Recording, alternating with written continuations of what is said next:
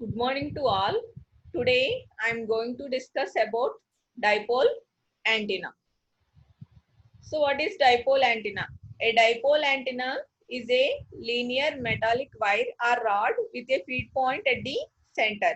A dipole antenna has two symmetrical radiating arms, each of lambda by 4 as shown in the figure, and the input is applied through the feed line at the center.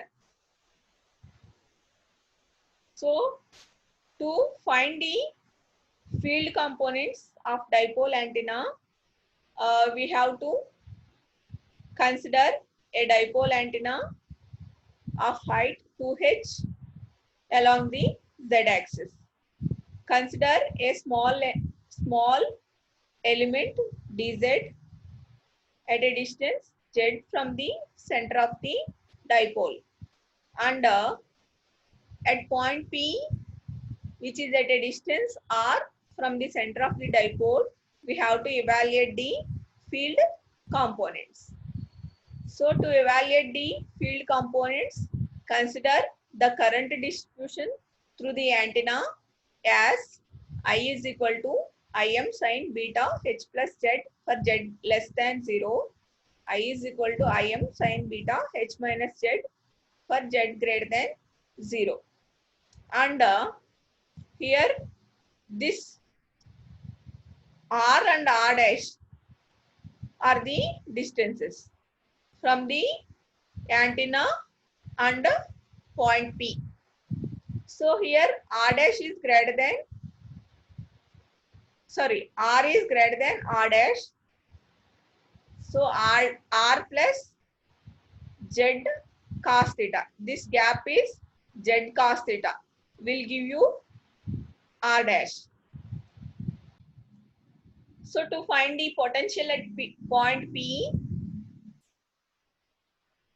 dz is equal to u into I into dz by 4 pi r into e power minus j beta r dash. This is the potential. So from this potential, we can calculate B and then H. So to find AZ, we have to integrate DAZ.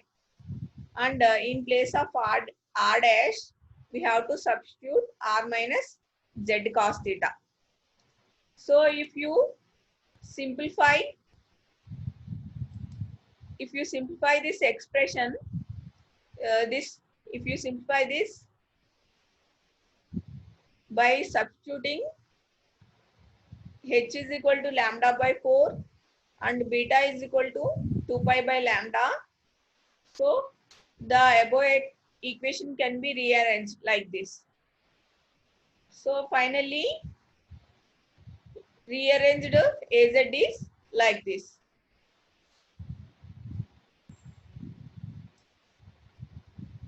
Again, same as the previous procedure. We have already gone through this procedure for the Hertzian dipole. B is equal to del cross A and mu H. Mu H is equal to del cross A. From this, H is equal to del cross A by mu. How to find del cross A?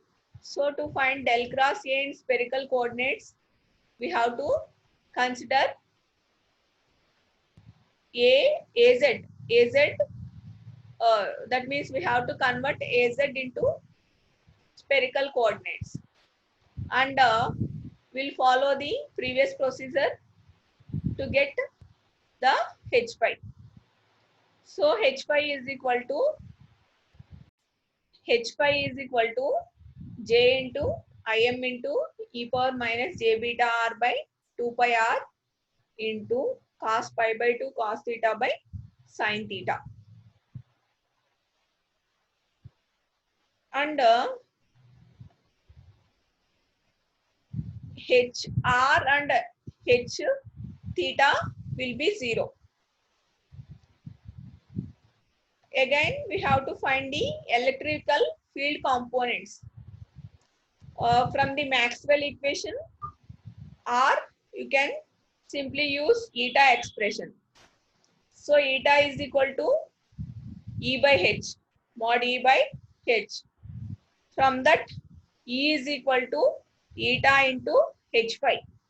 So we already know H phi. This H phi we have to substitute here and we'll get E naught. Sorry, E theta. So ER, E phi. Also we can calculate by using Maxwell equations. Average power of half wave dipole antenna can be calculated using Poynting theorem. So we know that P average is equal to E cross H. We know E theta and H phi. So E theta and H phi are perpendicular, so that we can calculate E theta cross H phi. So P average is equal to, we have E theta and H phi. We have to multiply these two, E theta and H phi. So if you multiply, we'll get this value, cos square pi by 2 cos theta by sin square theta. So to simplify this, we have to substitute eta is equal to 120 pi, and also to find the total power, we have calculated only average power. To find total power, we have to integrate ds into P average. So what is ds? ds is equal to r square sin theta d theta d phi, surface area of the spherical coordinate system. So if you integrate ds, we'll get s. So if you integrate and simplify this after this simplification, we'll get this expression. P is equal to 60 into I square into 0.609 and I square RMS. So IRMS or IRMS is equal to Im by root 2. So we have to take RMS value. So if you substitute in place of Im, IRMS into root 2 and this value is equal to, P is equal to 73.09 into I square RMS. We know that P is equal to I square into R. So this value is equal to radiation resistance, that is RRAD, nearly equal to 73 ohms. This is a very important parameter. Radiation resistance of half wave dipole antenna is 73 ohms. Okay, next we'll see the radiation pattern. If you see the radiation pattern of half wave dipole antenna, it is donut shape as shown in the figure. It has the maximum value at the 0 and 180 degrees and minimum at 270 and 90 degrees. This is the side view of the radiation, and we'll see the advantages and also applications. So there are number of applications and advantages.